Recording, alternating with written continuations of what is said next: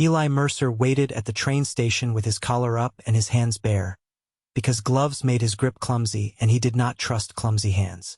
Christmas lights were not a thing out here, but someone had tied a sprig of pine to the post like a promise they did not fully believe. The wind pushed powdery snow across the boards in thin, nervous sheets, and the town looked smaller than it did in summer, as if winter had pressed it down. Eli kept his eyes on the tracks, not because he expected trouble, but because watching the line gave him something to do besides think about the empty cabin waiting beyond the ridge. He had done hard things without blinking, yet the idea of being seen as a husband by a woman he had never met made his throat feel tight in a way he did not like. He told himself it was just cold. He told himself a lot of things. The station master, a man named Hollis with a red nose and a heavy coat, clomped out and spat into the snow, then nodded at Eli like they shared a secret neither wanted. "You sure about this, Mercer?" Hollis said, not unkind, just direct the way frontier men were when kindness felt risky. "Train's late, weather's mean, and folks talk." Eli kept his gaze steady on the far bend where the black line of track cut through white. "Let them talk," he answered. "Talking won't keep a stove lit." Hollis blew out a breath that fogged his mustache. "No," he admitted. "But it can make a woman feel unwelcome." Eli's jaw tightened, then loosened again, because he would not let his face become a weapon today. "She won't be unwelcome," he said, and he meant it even as he wondered if he knew how to prove it. When the whistle finally came, it did not sound merry. It sounded tired, like metal complaining. The train slid into view with its dark cars and its plume of steam, and people stepped forward in clumps, hats pulled low, boots scraping the boards. Eli did not step forward. He stayed where he was, still as a fence post, because he had learned long ago that rushing toward something could make it run. Then he saw her. She came down the steps carefully, one gloved hand on the rail, her other hand holding a small trunk by its leather strap as if she had carried heavier things than that. She was young, maybe 25, with a face that held pride and fear in equal parts, and her eyes moved over the station like she was measuring where she could stand safely. Her grayish-silver cheongsam caught the dull winter light, smooth and fitted, embroidered so faintly it looked like frost had settled on it. Her black hair was gathered into a neat braided bun pinned with two simple hairpins that did not try to shine. She did not look like she belonged on these boards, but she did not look like she would break either. Hollis cleared his throat and called, "Miss Lynn May." The woman paused, her chin lifting just a little. Then she nodded once, controlled, as if giving away too much emotion would cost her. Eli took 2 steps forward, slow and steady, and stopped at a respectful distance. He removed his hat because manners were easier than feelings. "Lynn May," he said, tasting her name like it mattered, because it did. "I'm Eli Mercer." Her eyes went to his face, then to his hands, then back to his face, as if she was deciding whether he was a threat or a shelter.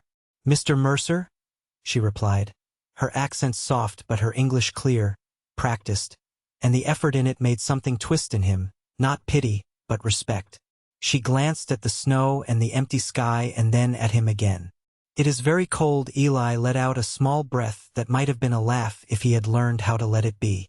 "It is," he agreed. "We shouldn't stand here long." He hesitated, then added, "May I carry that for you?" Lynn May looked down at the trunk strap, then back up, and the pause was not weakness, it was choice. "Yes," she said at last. "But do not take it like I am helpless." Eli nodded once, solemn as a vow. "I won't," he said. "I'll take it like it's heavy and you've carried it far." That earned him a quick flicker at the corner of her mouth. Not a smile yet, but something warmer than suspicion. They walked through town with the wind trying to pry them apart. Eli kept to her left, not crowding, just close enough that if she slipped on ice he could catch her without grabbing at her.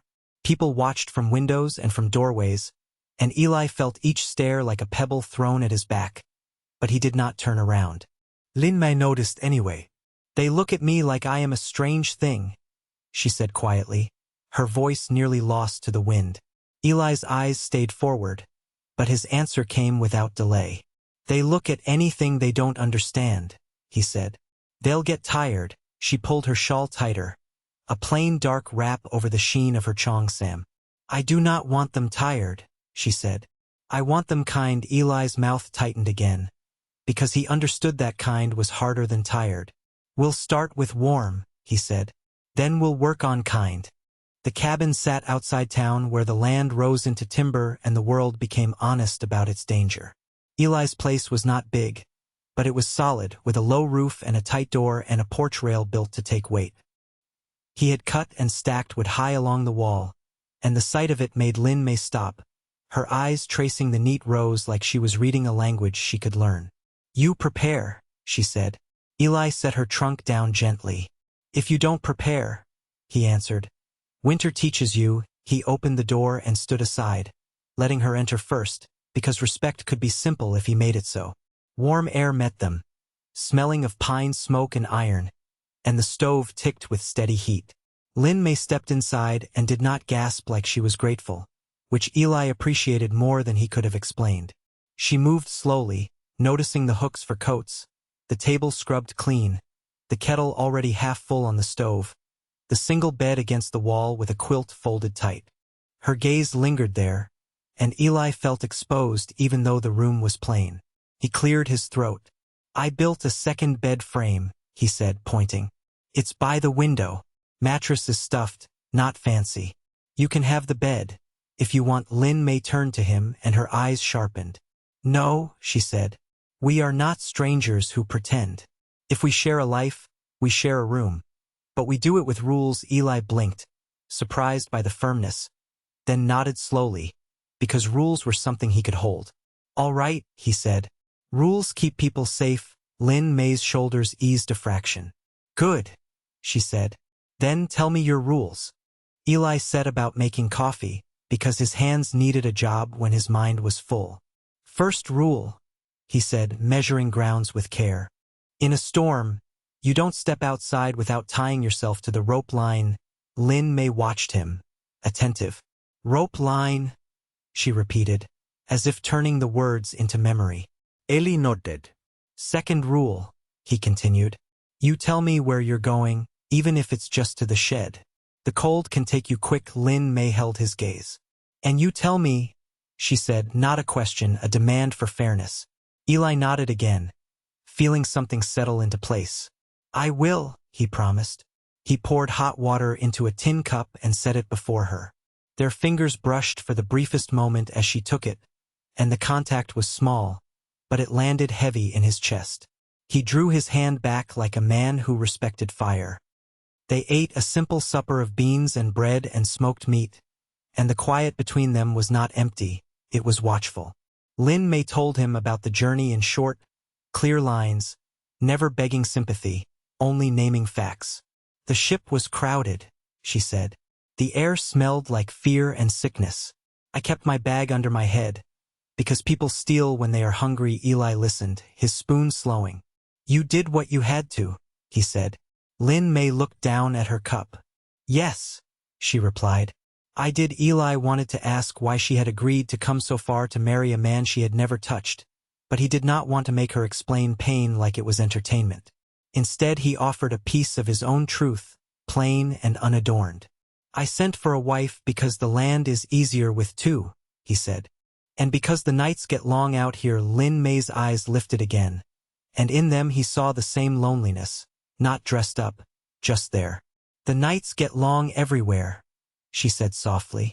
Eli swallowed, and for once he did not hide behind the stove or the table. If you want to go back, he said, I'll help you. I won't keep you trapped. Lin May held still. Then she set her cup down with care. I did not come to be trapped, she said. I came to build something that is mine too. Eli nodded once, slow, accepting the weight of that. Then we build, he answered. The first storm came 2 days later, fast and hard, as if winter had been waiting to test whether they meant what they said. Eli woke before dawn to the sound of wind climbing the walls, a rising howl that made the cabin creak. He was already pulling on boots when Lin May sat up on her bed frame by the window, her hair slightly loosened from sleep, black strands escaping the braided bun. The sight of that softness in the hard room made his chest ache, and he looked away because he did not want to take what she had not offered. Storm, he said. Lin May swung her feet down and reached for her shawl. "I hear," she replied, voice steady, and Eli admired that steadiness more than any pretty word. He checked the stove, then checked the water bucket, then checked the latch on the door. He moved like he had done this 100 times, but now every movement carried a second thought, a new responsibility, because he was not alone anymore. "Rope line," Eli said, pulling the coil from its hook. Lin May nodded without argument, and something in him loosened at that simple obedience to safety. He tied the rope around his waist, then handed the other end to her. "Tie yours tight," he instructed. Lin May took the rope and wrapped it around her waist with quick, competent hands. "Like this," she said, showing him the knot she used, neat and secure. Eli blinked again, surprised in a different way. "Where'd you learn that?" he asked. Lin May's mouth turned down slightly, not in sadness, but in truth. "I learned because sometimes you must hold on," she said. Eli nodded, and he did not ask more. They had to cross to the shed for more wood because storms did not care about comfort, and the stove was a hungry animal that demanded feeding. Outside, the world had vanished into white. The wind slapped at them, trying to shove them off the porch and into nothing. Eli kept one hand on the rope and the other reaching forward, feeling for the rail, the post, the next point that meant they were still near home. Lin May stayed close, not clinging, just moving in his wake. Her Chong Sam hidden beneath her shawl and outer coat now, but the dignity of her posture still visible even under layers. The rope between them pulled taut, a line of trust that could not be spoken in the wind.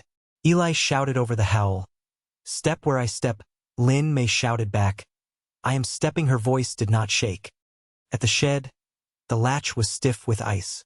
Eli fought it, fingers numbing, and Lin May's gloved hand came over his, firm and careful. "Use your breath," she said, and she leaned in close, breathing warm air over the metal. Their faces were inches apart, close enough that Eli could smell the clean soap she used, close enough that his pulse kicked hard. He froze for a half-second, then forced himself back into motion because survival did not wait for romance. The latch gave with a crack, and they stumbled inside, the door slamming behind them. The shed was dark, but quieter, and in that quiet their breathing sounded loud. Lin May's eyes met his, and for a heartbeat neither spoke. Eli lifted his hand slowly, not to take, but to ask. "Are you all right?" he said. Lin May nodded, but her lashes were wet with snowmelt. "Yes," she answered. "But it is angry out there." Eli's mouth twitched, almost a smile. "It always is," he said. "That's why we learn to be stubborn." They loaded wood into a sack, and on the way back the wind shifted, harder, meaner, and the rope yanked suddenly as Lin May's foot slid. Eli caught the pull through his waist and spun, planting his boots wide. He grabbed her forearm, not her wrist, and held her steady until her feet found the boards again. Lin May's breath came fast, and Eli's heart hammered like a warning drum. "Don't fight the ice," he said, voice low now that they were close. "Let your weight settle." Lin May swallowed, then nodded. "I do not like falling," she admitted, a rare crack of honest fear. Eli's thumb pressed lightly through her coat sleeve. Not a squeeze, just a point of contact that said he was there. "Neither do I," he said. "That's why I'm holding you." Lin May looked down at his hand, then up again, and her gaze softened for a brief moment, like a candle shielded from wind. "Thank you," she said simply. Eli let his hand drop as soon as she was steady, because he would not let gratitude become obligation. Back inside, Lin May stripped off her outer coat and hung it by the stove. Her Chong Sam showed again, grayish-silver against the rough wood walls, elegant in a room built for hardness. She rubbed her hands near the stove, and Eli watched the way she held herself, the way she did not collapse into helplessness even after fear. He poured hot water into a basin and set it near her. "Warm your fingers," he said. Lin May dipped her hands and sighed quietly, the sound of relief she did not try to hide.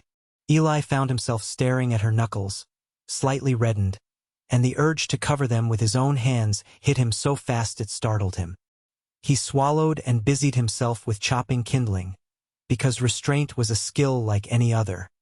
That afternoon, the storm pinned them inside, and routine became their anchor. Eli repaired a loose hinge, then sharpened a knife, then checked the lantern oil, moving through tasks like prayer. Lin May did not sit and wait. She asked for work. "Show me how you keep the stove steady," she said. Eli pointed to the draft, the damper, the way too much wood at once could choke the fire. Lin May listened, then repeated back the steps, not as a student begging approval, but as a partner making sure she could carry her share. Later she kneaded dough with strong, efficient hands, and the smell of bread rose warm and plain in the cabin, a kind of comfort Eli had not realized he missed. He watched her roll the dough, and when she brushed flour from her cheek with the back of her hand, he felt an unfamiliar tenderness rise in him, gentle and dangerous because it made him want. As evening fell, the wind eased just enough to let silence in, and that silence felt louder than the storm. Lin May sat at the table mending a small tear in her shawl with careful stitches. Eli sat across from her cleaning his revolver, not because he expected an attack tonight, but because habit calmed him.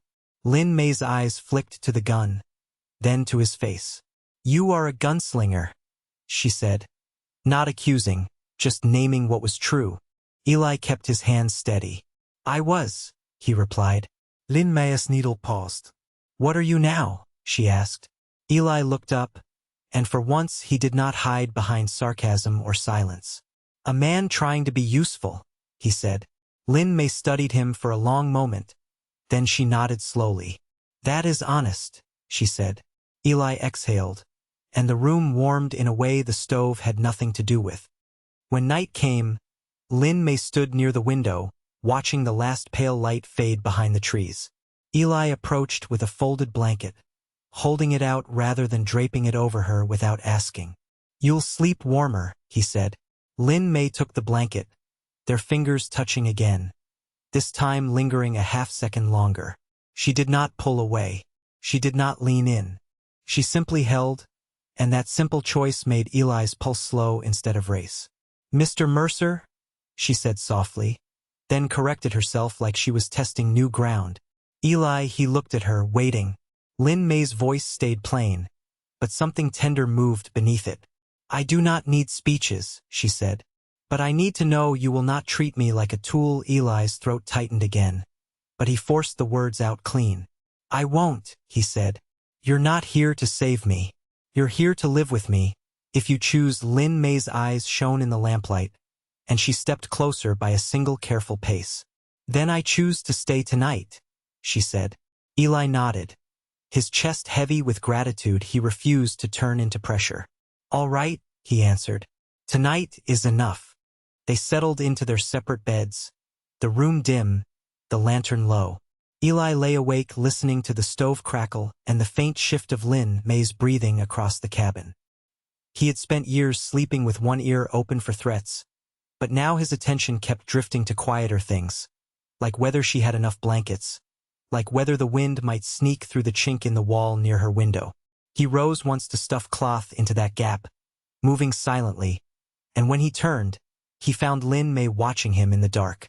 "You fix things even when nobody asks," she murmured. Eli paused, caught. "It's what I know," he said.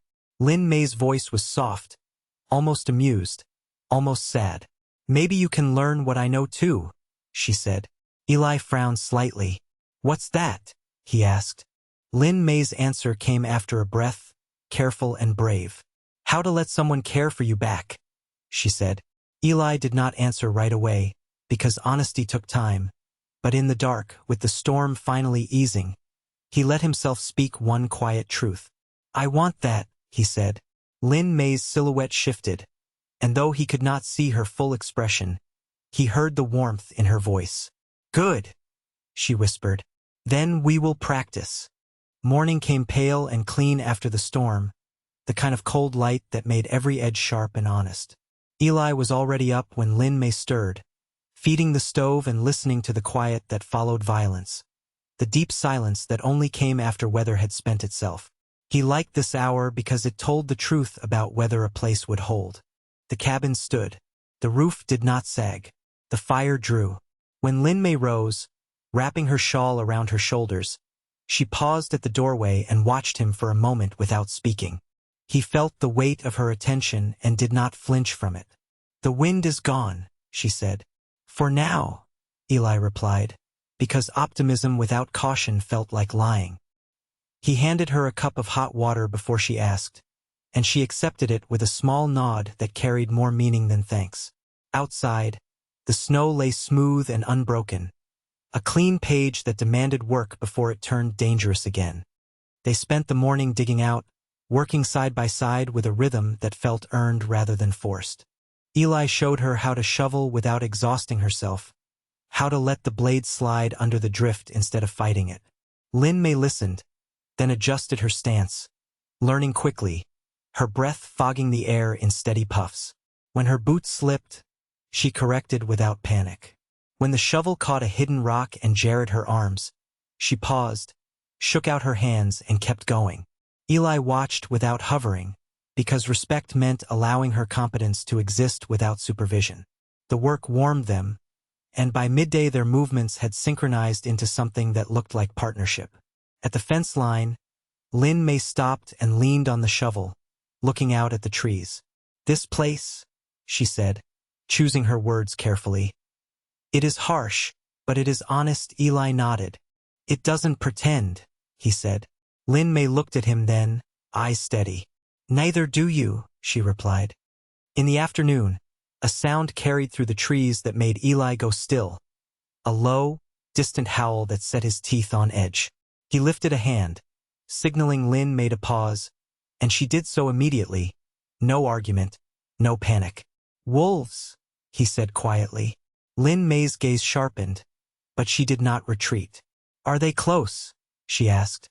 Eli listened, counting the space between howls. "Not yet," he said. "But winter drives them nearer." Lin May nodded once, absorbing the information. "What do we do?" she asked. Eli did not like the way that question felt in his chest, because it implied responsibility he had always carried alone, but now it also implied trust, and that changed it. "We make noise," he said. "We keep the perimeter clean. We don't give them reason." Lin May considered that, then said, "I can help with that." Eli looked at her, surprised, then inclined his head.